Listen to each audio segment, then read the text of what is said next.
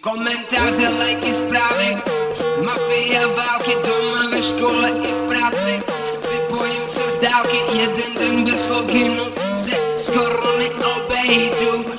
Prčím virtuální svět, jedu Facebook, jedu Facebook, jedu Face, já jedu Facebook, jedu Facebook, jedu Face, já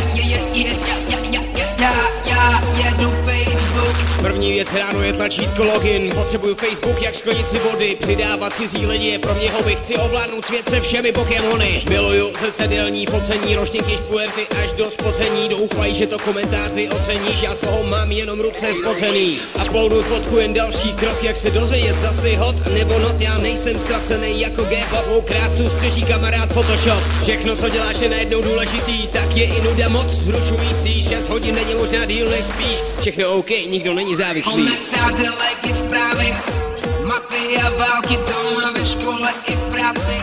Připojím se z dálky, jeden den bez loginu se skoro neobejdu. Prčím virtuální svět, jedu Facebook, jedu Facebook, jedu Face, já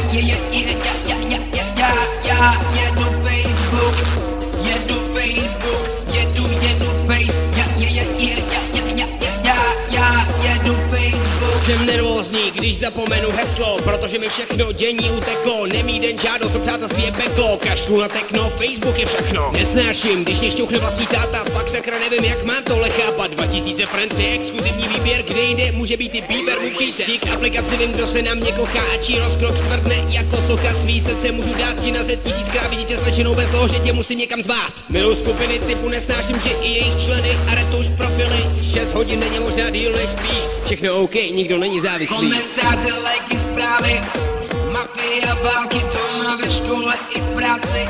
Připojím se z dálky, jeden den bez loginu se skoro neobejdu. Prčím virtuální svět, jedu Facebook.